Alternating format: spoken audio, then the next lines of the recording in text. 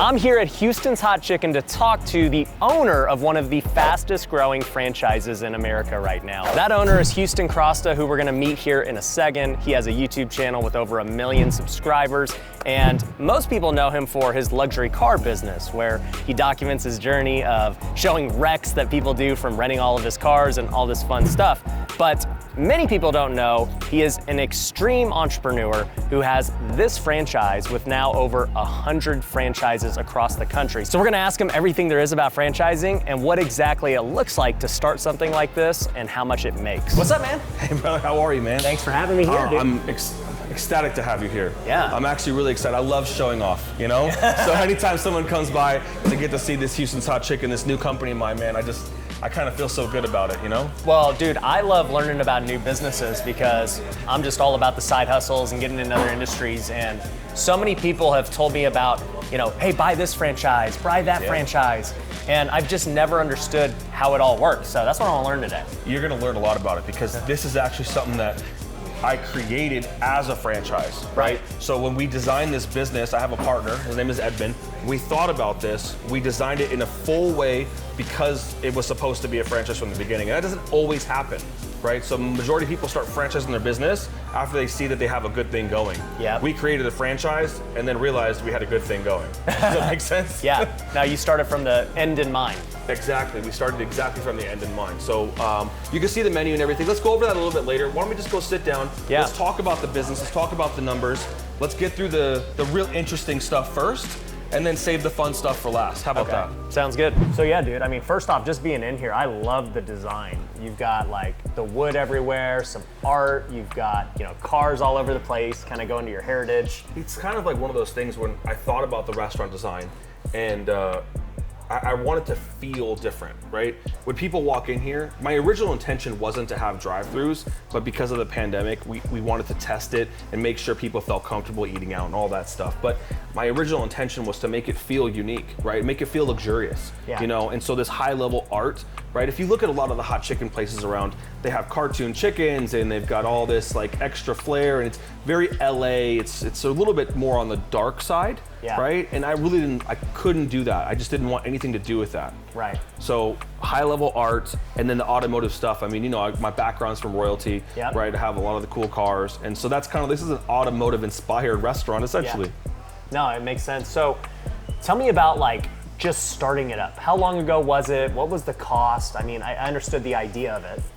So the cost of a restaurant is completely different than the startup cost of the brand. Exactly. Right? I mean, we're well into the millions of dollars in the brand, right? Because we really started the brand before we started the restaurant. Yeah. And it's kind of funny that we talk about this because a lot of people don't really understand how you build something so easy. And when I always said the restaurant business is easy, I said that to myself all the time. You know, I had 100 supercars for rent, right? And I'm looking at every car and I'm like, oh my gosh, that's a restaurant, that's a restaurant, that's a restaurant. And I'm sitting here, you know, the pandemic changed tourism.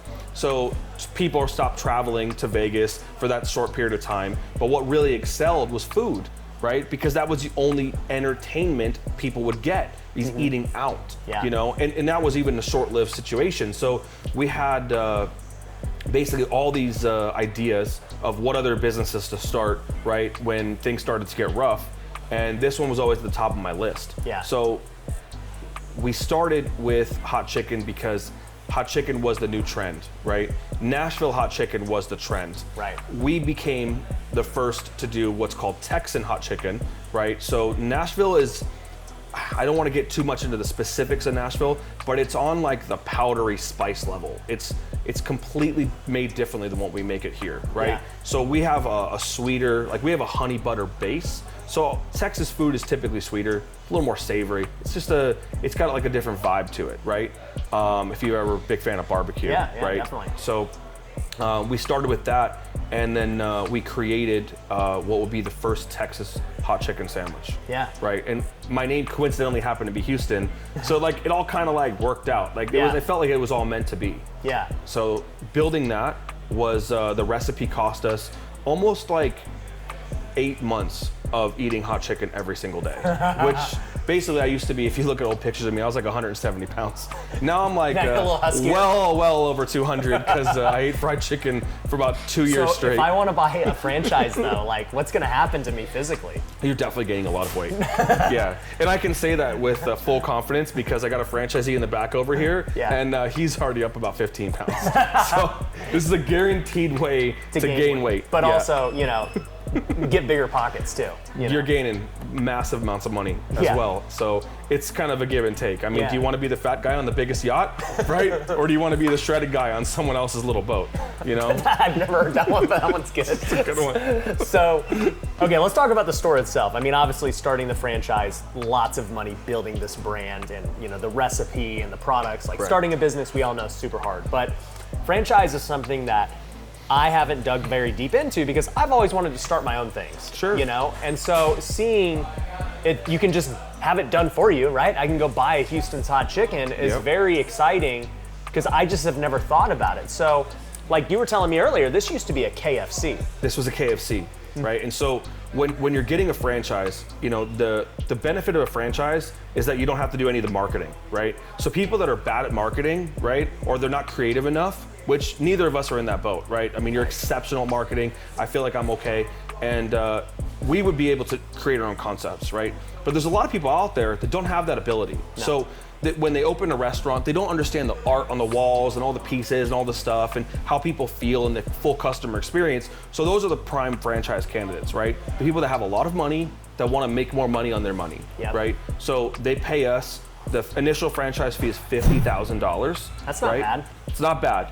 And so then you get a store. You can do a master franchise agreement or a multi-store agreement, which lowers the fees and stuff. But essentially, just to break down a single unit, that's the easiest. It's 50 grand. And then we do 6.5% gross royalties, right? And then you have 1% for local marketing. Okay. And then 1% for national marketing, right? So 1% of your gross revenue goes into your own store, marketing it around, you know, just billboards and different partnerships, radio stations. Who does that? So local marketing, if you had your own store and you were the only one in the area, they would handle it themselves. Okay. But if there was multiple franchisees in the same city or area, you guys would all pull together. They would all pull together, and then we would hire someone to manage their money. Okay. Right? That way it would be fair across the board, and no one's paying more than the other. So national marketing, we would hire. For sure. So it's $50K. We pay you guys basically to use the name and get the processes. What's the next step from there? How do you identify an old KFC? So essentially, you would go, and let's just call it, you're gonna go in Las Vegas. We're already in Vegas, but you go find 2 or 3 locations that you say are good. So you're like, hey, Houston, I've got these locations. You send them to me. I'll look at them depending on the distance of where they are, and I'll pick the one I think is the best, right? And then we as the corporate store will help you design your kitchen for the maximum efficiency. We'll basically get you, like we have a franchise opening in about 3 weeks in Cerritos, California, right? So we send a team out there, train the managers, train the staff. We hire everybody for you, right? We do all your uniforms, all your print materials, the menu designs. We handle all of that. Now there's a cost associated with the physical, like pieces, like the paper is gonna cost something, but like we handle all the design fees, right? So we're gonna give you a ABC store cut. You're gonna open your doors on this particular date. And so you guys do everything from the design, hiring the contractors to get the store looking uniform. So we actually have the option we have our own in-house contractor, right? He's licensed in about 40 states. So we can send him in and boom, he's ready to go. So, or you can hire your own contractor. Most franchise companies don't let you hire a contractor because they want to bill you and make that extra profit, right? Get it. But that's not what I'm trying to do, at least right now. You know, we're young, we're growing. We sold about 100 franchise stores, and we want to get the stores open because that's going to be beneficial to everybody. The more stores we open, the better everybody does. So what do you think somebody would need to open a store, like all in? This store here costs us $450,000. Drive-thrus cost a tiny bit more money because they essentially have 2 kitchens, right? We don't have like 2 of everything, but we have 2 lines, right? So, and I'll show you that in a little bit.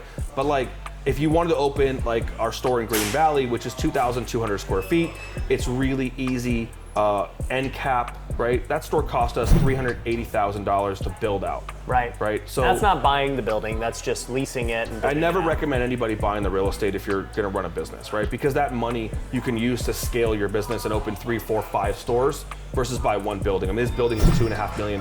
Right. That $2.5 million. Now, if you can get an SBA loan or be creative and finance it and all that stuff, real estate. Could you get an benefits you. SBA loan with buying the franchise? Absolutely, yeah. We're registered with the SBA. So you can do 80% full financing with the SBA. So I just need like 80 G's to go That's buy it. I might buy a store in this video. So I want to see the food, dude. Like you've sold me on like, and we'll talk about what this store actually makes at the end here. Sure. But I want to see the food. Dude, I don't think I've ever been in a kitchen like this before, dude. It's actually a really cool process. You know, this kitchen here is something that we designed special to making our food. Yeah. Right? And that's typical for almost all franchises, right? Yeah. And that's why you pay that $50,000 because you don't know what the best process is gonna be. Like right behind us here, that's our spicing station. And we have the chicken crisper, and you see all the order. We opened about 2 minutes ago. Yeah. And you're just gonna hear ding after ding after ding, all the new coming orders. through. Yeah. So right now we're walking through the dish area. Yeah. So this is the prep. They prep all the chicken in the morning, and right in front of us is where all of the food is stored. So I'll show you the one refrigerator on this side. So Ryan, go that way. Okay. And here's all of our chickens actually Mary's organic chicken. Okay. So like the same stuff that's Whole Foods, right? That's what we serve here. We're the only quick service restaurant in America that serves Mary's chicken. Wow. So this is where we brine everything. So it takes a day, make all of our sauce fresh in-house. Wow. Smells good in here. It actually, you know, it's kind of funny that you don't think these places smell good. If you've been to any other restaurant, it's complicated. But you see all these dates in here. We've got tenders and breast. So we have to build this brine, and we've got to do everything. So it's all hand battered. Yeah. So it goes from the intake, which is the next fridge over, where it comes in fresh. They cut it, they prep it, then they brine it, then it goes out the door here, over to where they're going to hand batter the chicken. As you can kind of see, he's building that up there. So that stays in there for like a day, you said? At least 24 hours. At least, right? okay. Because it depends on our volume. Sometimes we get really busy, Yeah. right? And we try to keep it in there for 24 hours minimum, if not 48. Okay. 48's like really good, Yeah. you know, but sometimes you If get super possible. busy, Yeah. it's got to go. Yep. So down here, this is where the chicken is battered, Okay. right? So they hand batter it, then it goes straight to these fryers. Right. Now, this fryer right here is a $38,000 pressure fryer. To put that into context, a standard fryer is literally $1,200. So this is part of that 450 grand you need to start. So all this right here, just this line alone is $150,000. $150,000. Just for this line right here. And all of this is connected to 2 tanks of oil, and every single day the oil is recycled. Wow. So you're never using old fryer oil. Wow. So it never will taste like, it will just never taste dirty. That's you know, crazy. like if you go to like, I don't know, the ice skating rink, and you get some chicken fingers, they kind of have a weird, funny taste to it. That's because they haven't changed their fryer oil in 15 years. Yeah. You know what I mean? So once you go through there, you got fries, and then you go to the build station. So the chicken comes out of here, goes into what's called a Prince Castle chicken crisper, right? So it sits here for a few minutes because it's got to cool down, right? You don't want to serve that chicken at 250 degrees, 300 degrees. You want it to cool down to like a nice 120, and then the sandwiches get built. So they go through the spice level right here. So you see how he's dipping it there? Yep. So the middle one's that honey butter base. Yep. The other one is for the mild medium, right? So that's for like the base level spices. And then this level right here is for the spicy through the lift off, and like you said, we have a problem. Bro, that chicken looks so juicy. That's easily like the juiciest looking chicken I've ever seen. I guarantee it's the juiciest chicken you've ever seen. Yeah. So this is like, it's fresh, there's no fillers, there's no antibiotics, right? Typically in chicken, they put saline and salt solution in the chicken, so it makes it juicy, right? So it's like, it's salt, it's kind of gross. That's why the sodium count's high. We don't use any of that here. I'm gonna let them make us some food, and then we'll go out and eat it, all right? All right, sounds good. Let's dig in. All right, so you're going spicy, you're going medium. Whatever you think I should do. Well, if you like we'll spicy test them food, out. the Scoville units are listed on the menu, right? Okay. So essentially it goes from like 25,000 to 100 and something thousand. Okay. So like this is 100 and something thousand. Yeah. All right, I'll try that out. All right, cool. I'm gonna eat the non-spicy salad. Okay. That has a lot of flavor and nothing that's gonna hurt my stomach. All right, cool. So what would I use the sauce for? Just The sauce it looks like it already has some sauce. It's already on there. We just Okay. give you extra sauce for your fries and for people that want to dip it. You know, it's you just never All right. there's never enough sauce. Yeah, I want to try the sauce. Let's actually. All right, we got some normal fries here. Let's see how the sauce is.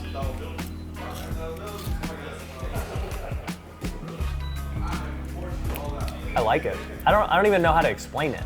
It's Well- like, it's not like the Chick-fil-A sauce. It's not Thousand Island. It looks kind of like it, but it's not. The sauce is made fresh in house. It Yeah. has fresh mangoes in it. Mangoes. Wow. So they're fresh mangoes. So the sauce only lasts for like 2 days before we have to like. Yeah, we use it all day, but yeah, this isn't like just the to-go sauces. yeah, this is real stuff. It's proprietary, so it's kind of like a mix of a lot of things. Yeah. But essentially, you know, you can chicken sauce. The base, right, Yeah. is like a Cane's or a Chick-fil-A. They all have the same kind of bases. Yeah. And then we take ours up a notch. It complements when you're eating that sandwich. It works out really well. All right, I'm excited to try the sandwich. So this is your spicy. Yeah.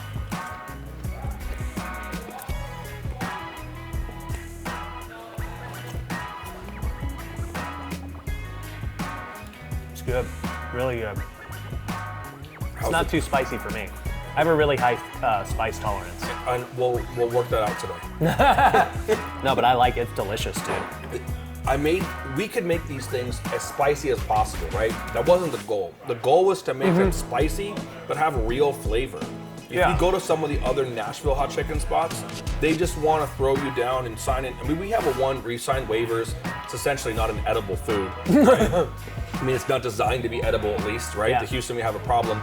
But why would I want to like kind of ruin my customer's experience Yeah. with something that's just overpowered, you Right. know? So I want them to be really flavorful, which I think that hits the mark. So much flavor. And it Yeah. also doesn't give you wanting more, Yeah. right? If you want to go to Liftoff adds that scorpion pepper, right? Where it gets a little darker, right? Uh-huh. The flavor palette gets a little darker. This is habanero right now. Okay. So, you know, you can continue to go. But if you eat just a tender, it's obviously a lot spicier than a sandwich with coleslaw and sauce and bread. Okay. So I got 3 different spice levels here. Yeah, the top spice level is the orange one, and then the middle, you know, goes. So blue is mild, All right. medium, spicy. All right, I'm gonna try a bite of each of them. Let's see how they go. These tenders are huge. For what they are great. Yeah.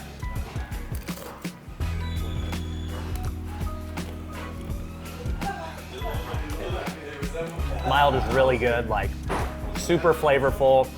You know, it's not spicy, like it's just perfect. Like, It's supposed to be perfect. Yeah. Right. love that flavor. I feel like I'm Gordon Ramsay right now. You know, if anyone follows me on Instagram, I literally eat out on the strip every weekend, like the nicest restaurants. And so I kind of joke around that I should start a food vlog. So this might be the start.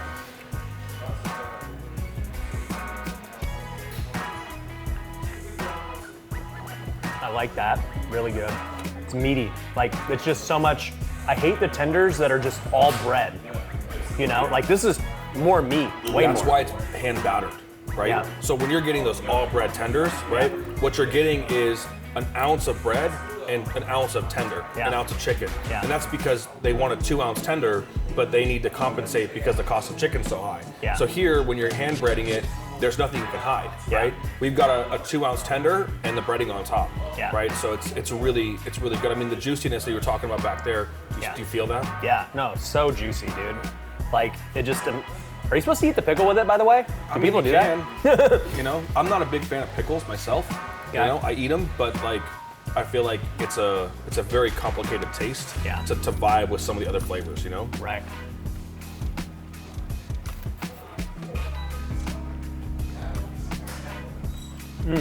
That one's my favorite. That's the spicy. Yeah. So I can go one up to lift off, and that's still edible. That's like, that raises your spice tolerance to 250,000 Scoville units. Okay. Right? So, and then it goes to 2.5 million, right? So Yeah, I don't from need 250 to 2.5 2.5, million. it's, But 250 is good. yeah. So Yeah. you're in the low hundreds right now with Yeah. the other one. Yeah. And he doubles up to the 250. Yeah, so this I'll one's- have him make you that one. Yeah, let's try that. But this one definitely, without bread, you can taste it's a lot spicier. Try this waffle. No, Okay. with nothing else. Just eat the waffle. Bite it. No syrup or nothing. Nothing. Doesn't need it. I've never had a plain waffle. You're about to. Wow. That's the best thing I've ever had in my whole life. That's a dessert. It is a full-blown, perfect item ever made. How is it so sweet by itself? It has pearl sugar baked into, this is a brioche dough. It's made in Belgium, so we don't make these in-house. I wish I could. If I claimed this waffle, I would be the richest person in the world, I swear to you. But it's a Leach waffle made with brioche dough, right, with pearl sugar baked into it. I can taste the crunchiness of the sugar. Yeah, it's insane. Like I've never had a waffle that was like kind of crunchy. Not from the outside, but like I can taste the inside has a little crunch. Yeah. It's like the best thing I've ever had. This is good. It's really good. Do you have a waffle sandwich? We can make a waffle sandwich, so we have a couple Like this? secret menu items. Yeah. Okay. And it's better to do like a waffle tostada because 2 waffles is a lot of bread, right? Yeah. But like the waffle tostada, I think it works really well. That was really good. Yeah. I like that. Yeah, that blueberry what place sells lavender lemonade? Oh, we just got this guy back there and fresh lavenders, you know, put them in the thing. I'm a strawberry lemonade guy. Yeah, the strawberry one is super dense. Yeah. Right? It has a lot of flavor. It's very bold. Yeah. So we make those in a slushy format also. Yep. And so you can get them with alcohol as well. Yep. All right, lift off. So we have the lift Just off. go ahead and give that one straight to you. This is at an intense 600,000 Scoville heat unit. So this is This is 600 now? 600,000. Oh. The menu said You told me 250. I thought it was You 250. lied. 600,000. And the spicy, the one below, is 150,000. So this is 4 times as hot. I thought it went from 150 to 250. Even bigger. Even bigger. All right, And well, so then the next one's to 2, 600. to then 200. 2.5. do people cry with this one? Yeah. A little bit? We'll get you there. Put you in fight or flight mode. All right, well, let's see. Ooh, that was a good bite too.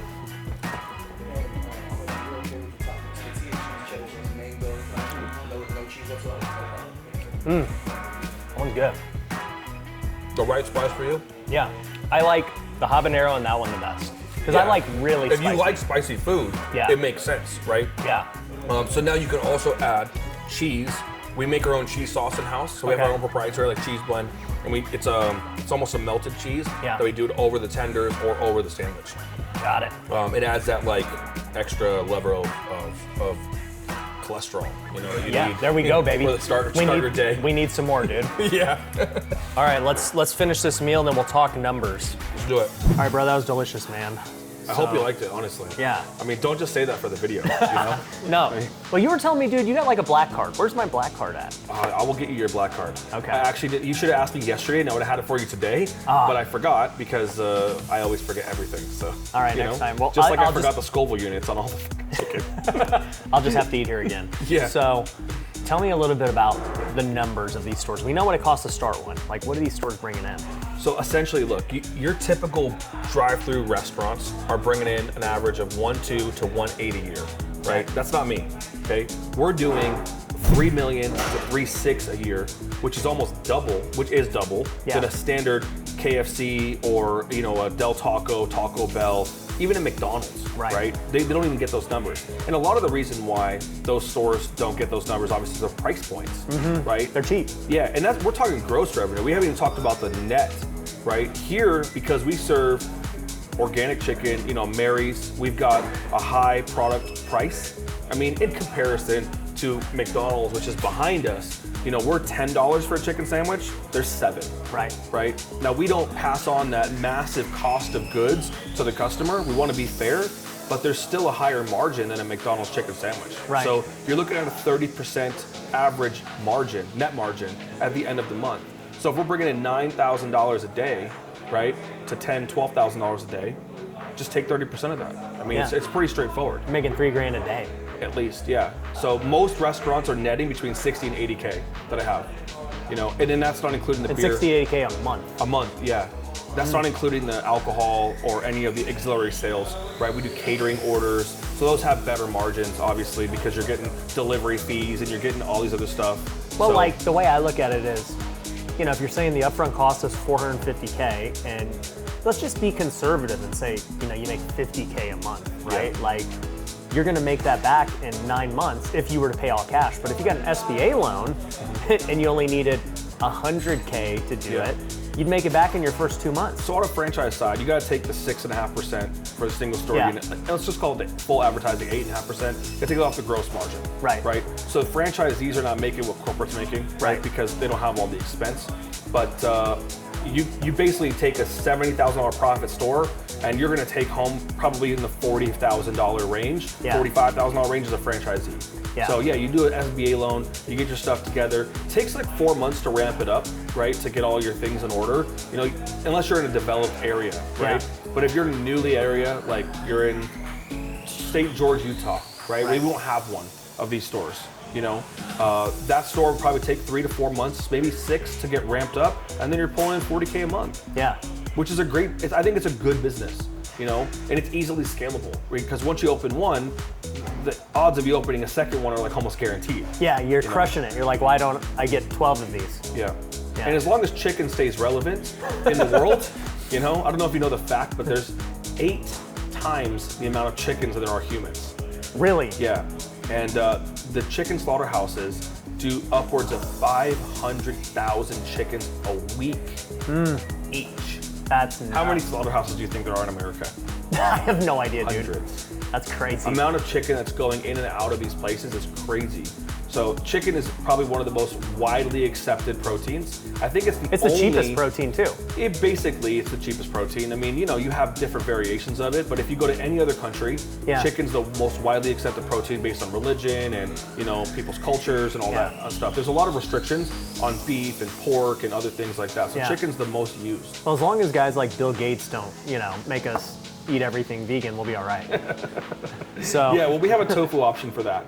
that's true. My camera guy's vegan. We always get him the special stuff. So they made him Yeah. a nice tofu salad. It was really good. So if you're vegan, come on by. You Yeah. know, maybe in the future, right? There's going to be like a really good alternative to chicken, Yeah. right? Where it's like vegetarian or something. Vegan's a little too much. It's Yeah. too much to There's a like big do in a hurdle. restaurant, right? It's a very big hurdle in a restaurant. Right. Vegetarian's okay, Yeah. you know, and I think that there's opportunity for a vegetarian, you know, hot chicken sandwich, Yeah. right? Other than tofu, Right. You know, just Yeah. like the beef products with the Impossible Burger.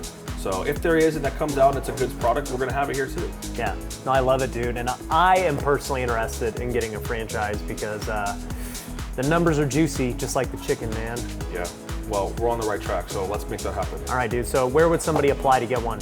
On HoustonsHotChicken.com, Okay. or with my name, Houston, Yeah. at HoustonsHotChicken.com. You can email me. Yep. Or yeah, I mean, just it's all on the website. Man. Yep. It's super simple. Cool. You know, 21st century, right? There we go. Cool, man. Well, I appreciate you showing us around, getting us that food. It's delicious, man. Looking forward to I'm glad it. to have you here. Yeah, man. Let's do it again. Let's do it. All right.